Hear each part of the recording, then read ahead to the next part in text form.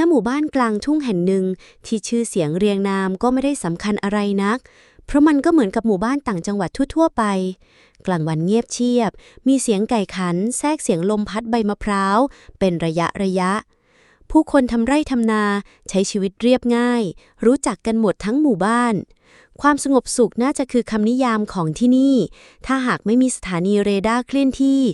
ตั้งฐานบัญชาการอยู่เป็นแคร่ไม้เก่าๆใต้ร่มมะม่วงหน้าบ้านท้ายซอยสถานีเรดาร์ที่ว่านี้มีชื่อเรียกอย่างเป็นทางการว่าป้าเพียรหญิงชราวัยใกล้ฝั่งผู้มีริ้วรอยบนใบหน้าเยอะกว่าลายแทงสมบัติร่างกายอาจจะร่วงรอยไปตามกาลเวลาแต่วงโคจรของลูกตานั้นว่องไวยิ่งกว่าลิงหลอกเจ้าบ้านช่องของแกเองนั้นเก่าคร่ำคร่าหลังคาสังกะสีมีรูรั่วพอๆกับตะแกรงร่อนแป้งฝาบ้านไม้ผุพังจนลมแทบจะหอบเอาขี้หมาเข้าไปกองไว้กลางบ้านได้แต่ป้าเพียรไม่เคยสนใจจะซ่อมแซมก็แกไม่ค่อยได้อยู่ในบ้านสักเท่าไหร่กิจวัตรประจำวันของแกคือการตื่นแต่เช้ามืดหุงหาข้าวปลากินพอให้มีแรงแล้วก็มาประจำตำแหน่งบนแคร่หน้าบ้านตัวโปรดตำแหน่งบัญชาการที่สามารถมองเห็นถนนเส้นหลักของหมู่บ้านได้อย่างชัดเจนที่สุด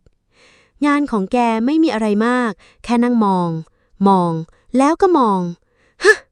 ดูอีปริกมันเดินใส่ตูดซะนึกว่าเป็นนางแบบหรือไงวะป้าเพียรพึมพำกับตัวเองเมื่อเห็นสาวโรงงานคนหนึ่งเดินผ่านไปสักพักใหญ่ไอ้สาววัยรุ่นในซอยขี่มอเตอร์ไซค์คันใหม่เอี่ยมอ่องเสียงดังสนั่นผ่านหน้าไปป้าเพียรเบ้ปากตามองจนลับสายตาเงินพ่อเงินแม่มันทั้งนั้น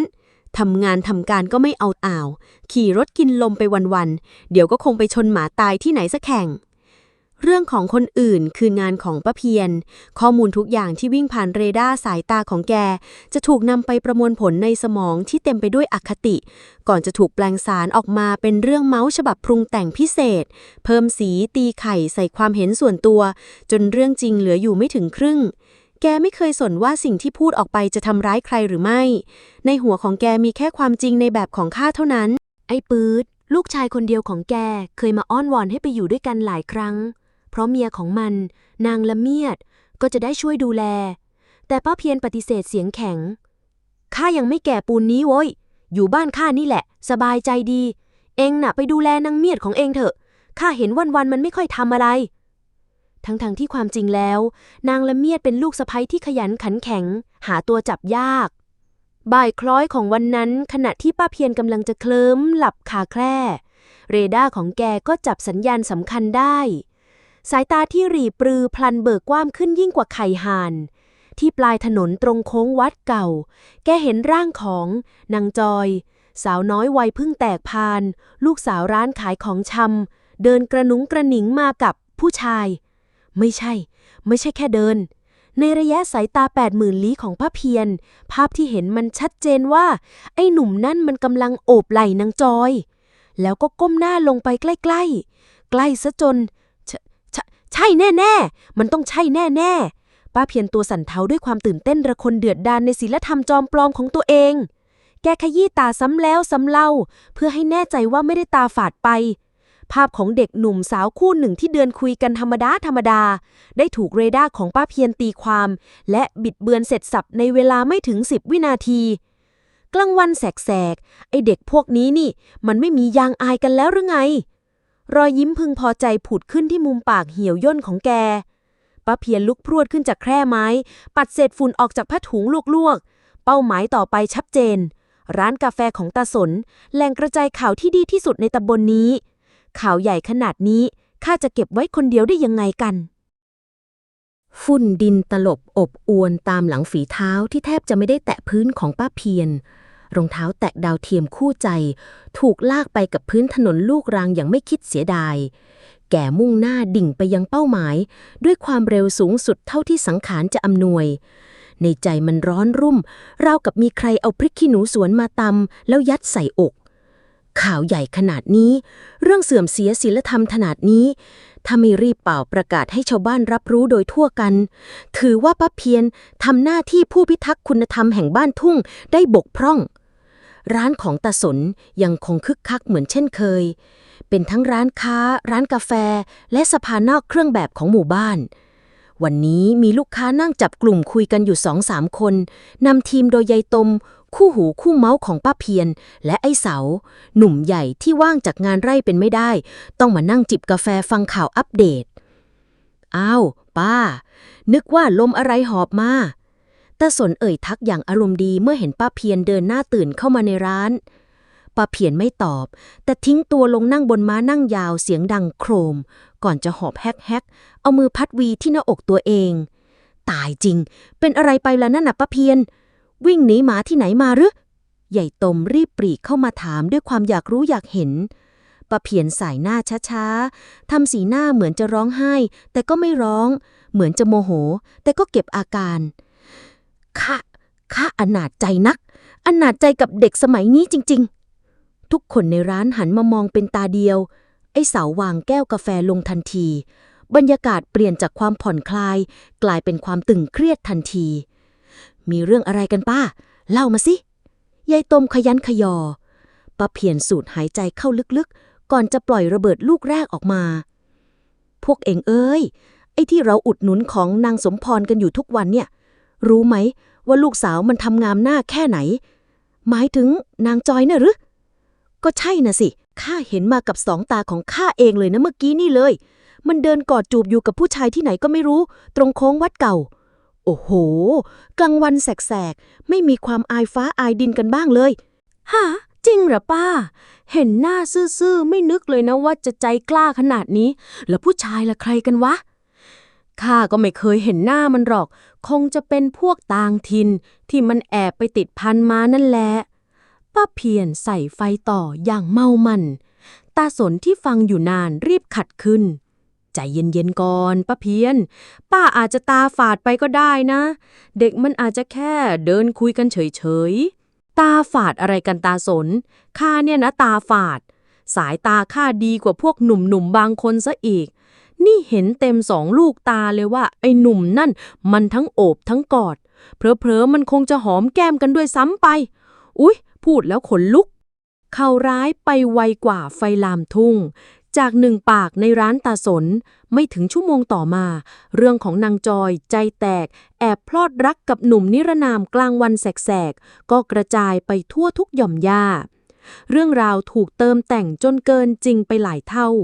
จากแค่โอบไหล่กลายเป็นกอดรัดฟัดเหวี่ยงจากก้มหน้าคุยกันกลายเป็นจูบปากกันดูดดื่มและแน่นอนเรื่องก็ลอยเข้าหูแม่ของนางจอยจนได้เย็นวันนั้นบรรยากาศในบ้านของนางจอยยิ่งกว่าคืนเดือนมืดแม่นั่งหน้าเครียดรออยู่กลางบ้านพอลูกสาวกลับมาจากข้างนอกคำถามแรกที่ยิงใส่ก็คือจอยเรื่องที่ชาวบ้านเขาพูดกันมันจริงหรือเปล่าลูกเรื่องอะไรจ๊ะแม่ใครพูดอะไรกันก็ที่เขาว่าแกไปกอดจูบกับผู้ชายที่ไหนมาผู้เป็นแม่เค้นเสียงถามทั้งที่ใจไม่อยากจะเชื่อนางจอยเบิกตากว้างน้ำตาคลอเบ้าทันที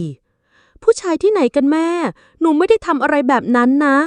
วันนี้ตอนบ่ายหนูเดินกลับบ้านก็เจอแต่ไอ้ต๋องลูกป้าสมรข้างบ้านมันวิ่งมาเกาะแขนขอให้ซื้อขนมให้ก็เท่านั้นเองไอ้ต๋องที่อายุ7 ขวบนะเหรอก็ใช่สิจ้ะแม่แล้วใครมันช่างปากเสียไปพูดจาแบบนี้ผู้เป็นแม่ถึงกับซุดตัวลงนั่งอย่างหมดแรงโล่งใจที่ลูกสาวไม่ได้ทำผิดแต่ก็เจ็บใจจนจุกอกกับคำใส่ร้ายที่แสนโหดร้ายและทั้ง2 แม่ลูกก็รู้ดีโดยไม่ต้องสืบเลยว่าต้นตอของไฟที่กำลังลุกท่วมชื่อเสียงของครอบครัวมาจากสถานีเรดาร์ของใครเรื่องของนางจอยกลายเป็นหัวข้อสนทนาที่เผ็ดร้อนอยู่ 2-3 วันก่อนจะค่อยๆซาลงไปเมื่อความจริงจากฝั่งแม่ของนางจอยเริ่มมีน้ำหนักมากขึ้นชาวบ้านบางคนเริ่มมองป้าเพียรด้วยสายตาเคลือบแคลงสงสัยป้าแกจะแก่จนตาฝาดไปจริงๆแต่ก็ยังมีอีกหลายคนที่ยังปักใจเชื่อครึ่งไม่เชื่อครึ่งเพราะเรื่องเฉาๆมันน่าสนุกกว่าเรื่องจริงเสมอแล้วป้าเพียรสำนึกไหมคำตอบคือไม่เลยสักนิดในสมองของแกไม่มีคำว่าผิดพลาดแกยังคงยืนกรานกับยายตมที่แวะเวียนมาหาว่าข้าก็เห็นมันเดินคลอเคลียกันจริงๆนี่นา ที่แม่มันแก้ตัวก็เพราะอายไม่อยากให้ลูกสาวขายขี้หน้าละสิไม่เชื่อคอยดูไปเมื่อเรื่องเก่าน่าเบื่อแล้วเรดาร์ของป้าเพียรก็เริ่มมองหาเป้าหมายใหม่และเป้าหมายที่อยู่ใกล้ตัวที่สุดก็คือคนในครอบครัวตัวเองนั่นแหละบ่ายวันนั้นแกนึกอยากจะไปตรวจตราความเป็นอยู่ของไอ้ปื๊ดลูกชายหัวแก้วหัวแหวนขึ้นมาจึงเดินไปที่บ้านของลูกชายซึ่งอยู่ลึกเข้าไปในสวนท้ายหมู่บ้านเมื่อไปถึงก็เห็นนางละเมียดลูกสะใภ้กำลังหัวหมุนอยู่กลางบ้านข้าวของวางระเกะระกะเต็มพื้นไปหมดทั้งกระบุงตะกร้าผักสดนานาชนิดที่เพิ่งเก็บมาจากสวนไหนจะอุปกรณ์ทำขนมที่วางรออยู่บนโต๊ะอีกแม่มายังไงจ๊ะเนี่ยไม่บอกกันก่อนเลยจ้ะนางละเมียดรีบเงยหน้าขึ้นมาไหว้ท่าทางเหนื่อยแต่ก็ยังยิ้มแย้มแต่สิ่งที่ป้าเพียรโฟกัสไม่ใช่รอยยิ้มหรือความขยันของลูกสะใภ้แต่เป็นภาพความรกตรงหน้าดูมันทำบ้านช่องทำไมมันรกอย่างกระรังหนูแบบนี้วะนี่เองไม่คิดจะเก็บกวาดทำความสะอาดเลยหรือไงนางละเมียดไอ้ปื๊ดมันทำงานกลับมาเหนื่อยๆต้องมาเจอสภาพบ้านแบบนี้เหรอโถแม่จ๋าหนูกำลังคัดผักเตรียมไปขายที่ตลาดนัดตอนเช้ามืดพรุ่งนี้จ้ะแล้วก็จะทำขนมตาลไปด้วยนี่ก็รีบทำทั้งวันเลยยังไม่เสร็จดีเดี๋ยวพอคัดของเสร็จหนูก็จะเก็บกวาดให้เรียบร้อยจ้ะแม่ข้ออ้างขยันผิดที่ผิดเวลาเรื่องความสะอาดในบ้านมันต้องมาก่อนสินี่แหละนะผู้หญิงสมัยนี้มันไม่เป็นแม่บ้านแม่เรือนกันเลยจริงๆแกบ่นกระปอดกระแปดก่อนจะเดินกระทืบเท้าปึงปังไปนั่งแหมะที่แคร่หน้าบ้านลูกชายไม่คิดจะช่วยหยิบจับอะไรสักอย่างนางละเมียดได้แต่ถอนหายใจเงียบๆแล้วก้มหน้าก้มตาทำงานของตัวเองต่อไปนั่งอยู่ไม่นานก็มีชายหนุ่มคนหนึ่งขี่มอเตอร์ไซค์เก่าๆมาจอดหน้าบ้านพี่ละเมียดพรุ่งนี้ผมมารับผักตอนตี 5นะพี่เตรียมของไว้ให้ผมด้วยได้เลยจ้ะไอ้เข้มว่าแต่เงินงวดที่แล้วเอามาให้พี่หรือยังล่ะนางละเมียดตะโกนตอบกลับไปไอ้เข้มพ่อค้าคนกลางที่มารับของไปขายต่อที่ตลาดในเมืองเป็นประจำรีบควักเงินในกระเป๋าส่งให้นางละเมียดนี่จ้ะพี่ค่าผักนวดก่อนขอติดไว้แค่นี้ก่อนนะเดี๋ยวพรุ่งนี้ขายของได้จะเอาที่เหลือมาให้ภาพทั้งหมดนั้นอยู่ในสายตาของป้าเพียรเรดาร์ของแกทำงานอีกครั้งชายหนุ่มการพูดจาที่ดูสนิทสนมการยื่นเงินให้กันทุกอย่างถูกนำมาประติดประต่อกันในหัวแกทันทีป้าเพียรไม่พูดอะไรอีกแกเดินจ้ำอ้าวกลับบ้านตัวเองทันทีระหว่างทางก็เจอเข้ากับยายตมที่กำลังเดินสวนมาพอดีอ้าวป้าเพียรไปไงมาไงล่ะไปบ้านไอ้ปื๊ดมานะสิป้าเพียรทำหน้าเครียดไปแล้วก็ยิ่งทุกข์ใจนางละเมียดนะมันขี้เกียจตัวเป็นขนเลยนะยายตมเอ้ยบ้านช่องยังกับเล้าหมูอ้างว่าจะทำของไปขายแต่ข้าว่ามันเรื่องโกหกขนาดนั้นเลยเหรอยิ่งกว่านั้นนะสิป้าเพียรลดเสียงลงทำทีเป็นกระซิบเขาว่าเรื่องมันต้องมีอะไรในกอไผ่แน่ๆข้าเห็นกับตาเลยนะมีผู้ชายที่ไหนไม่รู้ขี่มอเตอร์ไซค์มาหามันถึงบ้านแถมยังแอบยื่นเงินให้กันอีกท่าทางมีลับลมคมในข้าสงสารก็แต่ไอ้ปื๊ดลูกข้าไม่รู้มันจะโดนเมียมันสวมเขาอยู่หรือเปล่าระเบิดลูกใหม่ที่ร้ายแรงกว่าเดิมได้ถูกจุดชนวนขึ้นอีกครั้งแล้วคำพูดของแม่มีอิทธิพลเสมอแม้ไอ้ปื๊ดจะรู้ทั้งรู้ว่าแม่ตัวเองเป็นคนอย่างไรแต่เมื่อคำนินทาลูกสะใภ้ถูกกรอกหูซ้ำจากปากชาวบ้านที่อ้างแหล่งข่าวมาจากป้าเพียรกำแพงแห่งความเชื่อใจที่เขามีต่อภรรยาก็เริ่มมีรอยร้าวเขาไม่ได้เอ่ยปากถามนางละเมียดตรงๆแต่เปลี่ยนเป็นความเงียบขรึมถามคำตอบคำสายตาที่เคยมองภรรยาอย่างชื่นชมก็เริ่มแฝงไปด้วยความจับผิดวันนี้ไอ้เข้มมันมาที่บ้านหรือเปล่ามาจ้ะพี่มาเอาของที่สั่งไว้งวดก่อนนางละเมียดตอบตามจริงไม่ได้รู้สึกถึงความผิดปกติช่วงนี้มันมาบ่อยจังนะคำพูดเพียงแค่นั้นก็ทำให้นางละเมียดใจหายวาบบรรยากาศบนโต๊ะอาหารเย็นลงถนัดใจเธอรู้ทันทีว่าพิษจากคำพูดของแม่สามีได้ซึมเข้ามาถึงในบ้านเรียบร้อยแล้วเรื่องยิ่งชัดเจนขึ้นในวันต่อมาเมื่อป้าข้างบ้านคนหนึ่งแอบดึงแขนนางละเมียดไว้ขณะที่เธอกำลังจะเดินไปตลาดละเมียดเอ๋ยทนหน่อยนะป้าได้ยินเขาพูดกันไปทั่วเลยเรื่องเร้าน่ะป้าไม่เชื่อหรอก ป้ารู้ว่าเราเป็นคนขยันคำพูดที่เหมือนจะปลอบใจกลับยิ่งตอกย้ำความเจ็บปวด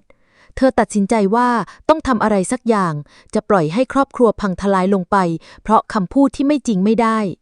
คืนนั้นเองหลังจากส่งลูกชายตัวน้อยเข้านอนแล้วเธอก็เปิดใจคุยกับไอ้ปื๊ดตรงๆพี่ปื๊ดพี่เชื่อที่แม่พูดจริงๆหรือจ๊ะ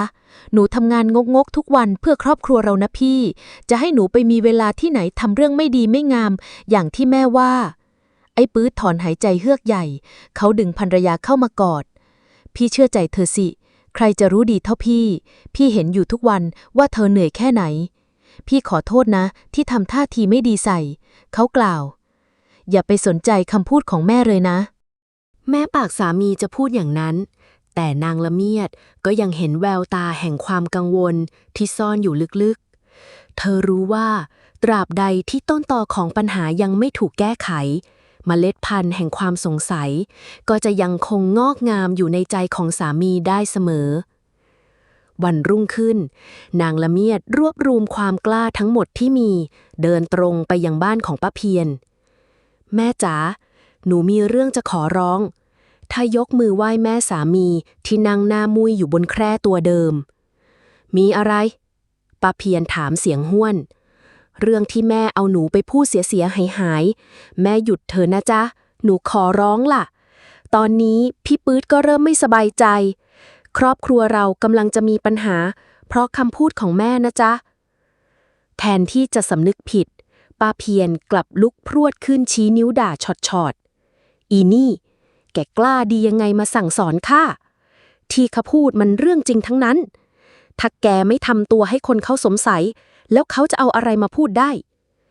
ทำตัวเป็นแม่ค้าแม่ขายยืนคุยกับผู้ชายคนนั้นคนนี้ไปทั่วไม่รู้จักยางอาย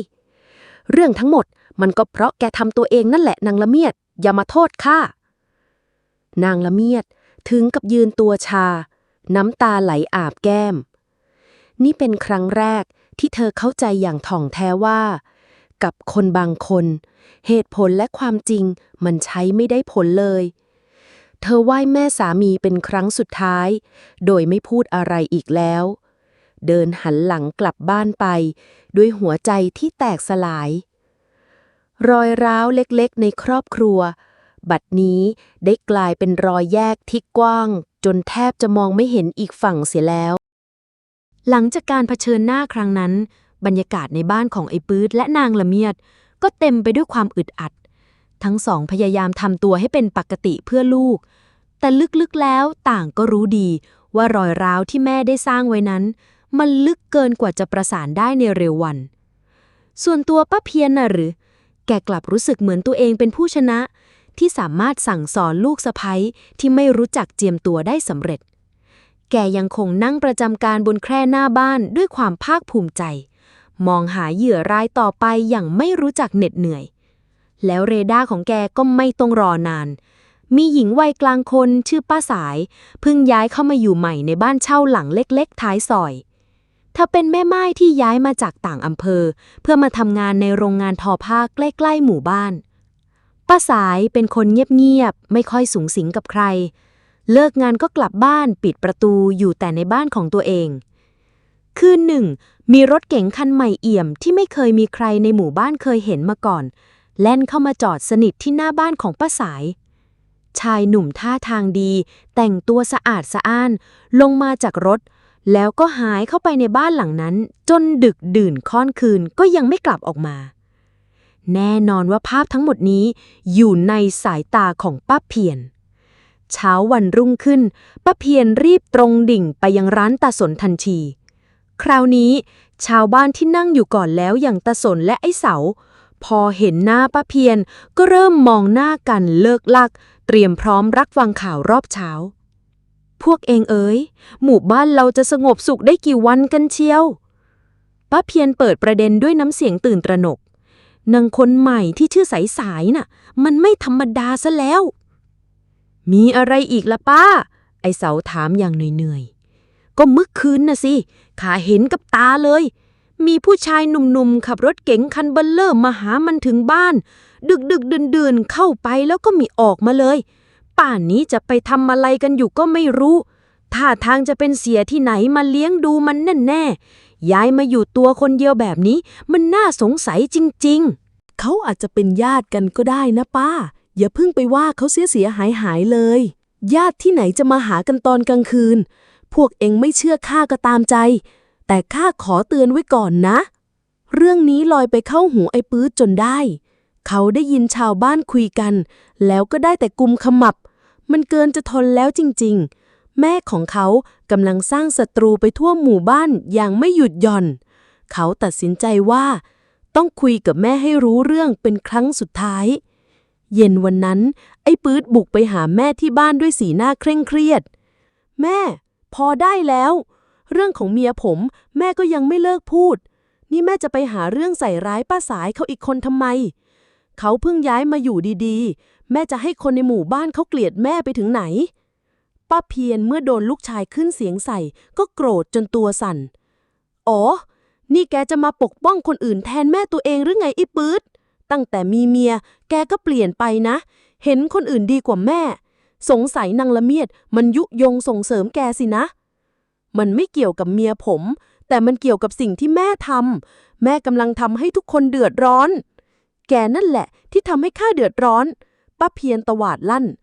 เลี้ยงไม่เชื่องถ้าแกยังเห็นคนอื่นดีกว่าแม่อย่างนี้นะก็ไปเลยไปอยู่กับพวกมันต่อไปนี้ไม่ต้องมาเรียกข้าว่าแม่คำประกาศสิทธิ์ตัดขาดความสัมพันธ์ดังก้องไอ้ปื๊ดยืนนิ่งตัวชาเขาพยายามแล้วพยายามถึงที่สุดแล้วที่จะใช้เหตุผลแต่แม่ของเขาได้ปิดประตูใส่หน้าเขาอย่างสิ้นเชิงเขาหันหลังเดินออกจากบ้านแม่มาอย่างช้าๆไม่ใช่ด้วยความเสียใจแต่ด้วยความรู้สึกที่แน่วแน่และเด็ดเดี่ยวในเมื่อการพูดคุยมันใช้ไม่ได้ผลมันก็คงถึงเวลาที่ต้องใช้วิธีอื่นเสียทีคำว่าไม่ต้องมาเรียกเขาว่าแม่ของป้าเพียรยังคงดังก้องอยู่ในหัวแต่มันไม่ได้ทำให้เขาเสียใจอีกต่อไปแล้วมันกลับเป็นเหมือนเสียงระฆังที่ปลุกให้เขาตื่นจากภวังค์เขาไม่ต้องปกป้องแม่อีกแล้วแต่เขาต้องปกป้องชุมชนเช้าวันรุ่งขึ้นเขามุ่งหน้าไปยังร้านของตาสนที่นั่นมีชาวบ้านหลายคนจับกลุ่มคุยกันอยู่ด้วยสีหน้าเคร่งเครียดหัวข้อสนทนาก็หนีไม่พ้นเรื่องวีรกรรมครั้งล่าสุดของป้าเพียรที่ใส่ร้ายป้าสายไอ้ปื๊ดยกมือไหว้ทุกคนก่อนจะเล่าเรื่องที่ตนเองถูกแม่ตัดขาดให้ฟังด้วยน้ำเสียงที่หนักแน่นเมื่อทุกคนได้ฟังก็เกิดความเงียบขึ้นมาชั่วขณะตาสนซึ่งเปรียบเสมือนผู้ใหญ่ที่ทุกคนให้ความเคารพทุบกำปั้นลงบนโต๊ะเบาๆแต่หนักแน่นพอละเราจะปล่อยให้คนคนเดียวมาทำลายความสงบสุขของหมู่บ้านเราแบบนี้ต่อไปไม่ได้แล้วเราจะทำยังไงได้ล่ะตาสนแม่ของนางจอยพูดขึ้นด้วยความคับแค้นใจขนาดลูกชายแท้ๆแกยังไม่ฟังเลยทันใดนั้นเองป้าสายที่เพิ่งเดินมาซื้อของได้ยินเรื่องราวทั้งหมดก็เดินเข้ามาร่วมวงขอโทษนะคะคือผู้ชายที่มาหาฉันคืนนั้นคือลูกชายฉันเองค่ะเขาทำงานอยู่ในเมืองนานๆจะได้แวะมาเยี่ยมแม่สักทีความจริงข้อนี้เป็นเหมือนน้ำมันที่ราดลงบนกองไฟแห่งความไม่พอใจของชาวบ้านมันจะมากเกินไปแล้วไอ้สาวพูดขึ้นอย่างหัวเสียนี่ป้าแกมโนไปเองทุกเรื่องเลยนี่หว่าในเมื่อพูดดีๆไม่ได้ผลก็ต้องพูดกันต่อหน้าให้รู้เรื่องตาสนกล่าวไอ้ปื๊ดแต่ตามแม่แกมาที่นี่บอกว่าชาวบ้านมีเรื่องสำคัญจะคุยด้วยพระเพียรเมื่อได้ยินว่าชาวบ้านต้องการพบก็รู้สึกกระหยิ่มยิ้มย่องในใจคิดว่าตัวเองมีความสำคัญคงจะเรียกไปปรึกษาหารือเรื่องอะไรสักอย่างแกเดินตัวลอยมาที่ร้านตาสนทันทีแต่ภาพที่เห็นกลับไม่เป็นอย่างที่คิดชาวบ้านเกือบ10 คนนั่งรออยู่ด้วยใบหน้าเรียบเฉยไม่มีรอยยิ้มต้อนรับแม้แต่น้อยที่นั่นมีทั้งแม่ของนางจอยนางละเมียดที่ยืนอยู่ข้างๆไอ้ปื๊ดและที่ร้ายที่สุดคือป้าสายเหยื่อรายล่าสุดก็ยืนจ้องหน้าแกอยู่ด้วยมีอะไรกันหรือเรียกข้ามาซะพร้อมหน้าพร้อมตาป้าเพียรที่เรียกมาวันนี้เพราะชาวบ้านเขาเอื่อมระอากับคำพูดใส่ร้ายของป้าเต็มทนแล้วแกพูดเรื่องอะไรตาสนก็เรื่องที่ป้าไปใส่ร้ายนางจอยหาว่ามันใจแตกทั้งที่ความจริงเขาเดินมากับหลานชายตาสนชี้ไปทางแม่ของนางจอย เรื่องที่ป้าไปกล่าวหานางละเมียดลูกสะใภ้ตัวเองว่าขี้เกียจมีชู้จนครอบครัวลูกชายป้าแทบจะพังเขาและล่าสุดป้าก็ไปเป่าประกาศว่าป้าสายเขาเป็นเมียเสียทั้งที่ผู้ชายที่มาหาคือลูกชายของเขาที่มาเยี่ยมแม่ตาสนจ้องหน้าป้าเพียรเขม็งป้าเพียรตัวสั่นเทาด้วยความโกรธไม่ใช่ความสำนึกผิดพวกแกรวมหัวกันมาใส่ร้ายข้าหรือไงข้าไม่ผิดข้าก็พูดไปตามที่ข้าเห็นพวกแกมันอิจฉาข้าอิจฉาที่ข้ารู้เรื่องไปซะทุกอย่างใช่ไหมไม่มีใครเขาอิจฉาป้าหรอกแม่นางจอยสวนขึ้นมีแต่คนเขาสมเพศเวทนานางปากดีป้าเพียรแผดเสียงลั่นดีในเมื่อพวกแกเห็นคนอื่นดีกว่าข้าก็เชิญอยู่กันไปเลยต่อไปนี้ไม่ต้องมาพูดมาคุยไม่ต้องมาเผาผีกันอีกว่าจบป้าเพียรก็กระทืบเท้าปึงปังเดินฝ่าวงล้อมออกไปจากร้านทันทีทิ้งไว้เพียงเสียงหอบหายใจด้วยความโมโหและสายตาที่เครียดแค้นของชาวบ้านที่มองตามหลังไปปฏิบัติการปิดปากอาจไม่สำเร็จแต่ปฏิบัติการเปิดโปงความจริงได้สิ้นสุดลงแล้วณร้านค้าของตาสนในวันนั้นเองหลังจากพายุอารมณ์ของป้าเพียรพัดผ่านไปความเงียบก็เข้าปกคลุมร้านค้าของตาสนชาวบ้านต่างมองหน้ากันด้วยความรู้สึกที่หลากหลายทั้งสะใจทั้งสมเพชและเหนื่อยหน่ายกับพฤติกรรมของหญิงชราทันใดนั้นเองไอ้ปื๊ดก็เดินจูงมือนางละเมียดออกมากลางวงเขายกมือไหว้ทุกคนรอบทิศทางด้วยใบหน้าที่จริงจังพี่ป้าน้าอาทุกท่านผมกับเมียต้องกราบขอโทษแทนแม่ของผมด้วยจริงๆนางละเมียดก้มหัวลงเล็กน้อยเป็นการขอขมาไปพร้อมกับสามีผมพยายามแล้วพยายามพูดกับแม่แล้วแต่แกไม่ฟังในเมื่อผมเปลี่ยนแม่ไม่ได้ผมเลยอยากจะมาขอร้องทุกคนที่นี่เขาหยุดเว้นจังหวะสบตาชาวบ้านทีละคนต่อไปนี้ถ้าแม่ผมพูดอะไรไม่ว่าจะเป็นเรื่องจริงหรือไม่จริงก็ตามผมขอร้องทุกคนเลยนะอย่าไปเชื่อแล้วก็อย่าไปฟังแกเลยถือซะว่าเป็นแค่ลมที่พัดผ่านไปอย่าเอาคำพูดของแกมาใส่ใจหรือเอาไปเล่าต่อให้มันเกิดปัญหาอีกเลยนะครับถือว่าผมขอสิ้นคำพูดของไอ้ปื๊ดตาสนก็เป็นคนแรกที่พยักหน้าเห็นด้วยอย่างหนักแน่นข้าเห็นด้วยกับเองว่ะไอ้ปื๊ดในเมื่อเราห้ามปากแกไม่ได้เราก็แค่ไม่ต้องไปฟังมันใช่ต่อไปนี้ป้าเพียรพูดอะไรมาข้าจะทำเป็นหูทวนลมให้หมดแม่ของนางจอยกล่าวสนับสนุนชาวบ้านคนอื่นๆก็พยักหน้าเห็นพ้องต้องกันเป็นเสียงเดียวมันคือข้อตกลงร่วมกันของชุมชนที่ไม่ได้ถูกเขียนเป็นลายลักษณ์อักษรแต่หนักแน่นยิ่งกว่ากฎหมายใดๆนับจากนี้ไปป้าเพียรจะถูกแบนทางสังคมวันเวลาผ่านไปป้าเพียรยังคงนั่งอยู่ที่แคร่หน้าบ้านเหมือนเดิม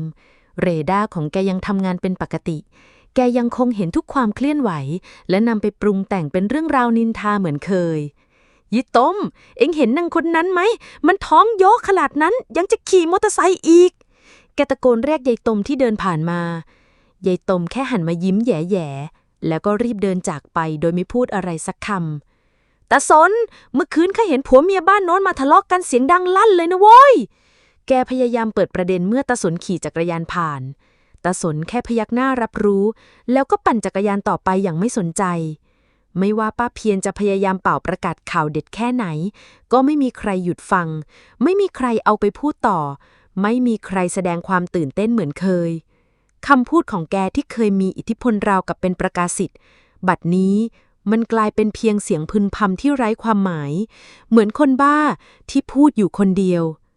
แกเริ่มรู้สึกถึงความโดดเดี่ยวที่กัดกินหัวใจจากที่เคยเป็นศูนย์กลางของวงสนทนาตอนนี้กลับไม่มีใครอยากเข้าใกล้จากคนที่เคยรู้สึกว่าตัวเองมีอำนาจเพราะรู้เรื่องคนอื่นตอนนี้กลับกลายเป็นคนที่ถูกทุกคนไม่สนใจป้าเพียรต้องใช้ชีวิตบ้านปลายอยู่ในบ้านเก่าๆตามลำพังอย่างแท้จริงไม่ใช่เพราะไม่มีลูกหลานดูแลแต่เป็นเพราะปากของแกเองที่ได้ผลักไซทุกคนออกไปจนหมดสิ้นส่วนชุมชนบ้านทุ่งก็กลับมาสงบสุขอีกครั้งไม่ใช่เพราะป้าเพียรเปลี่ยนนิสัยแต่เป็นเพราะทุกคนได้เรียนรู้บทเรียนสำคัญว่าพลังของคำนินทาจะหมดไปทันทีเมื่อไม่มีคนรับฟัง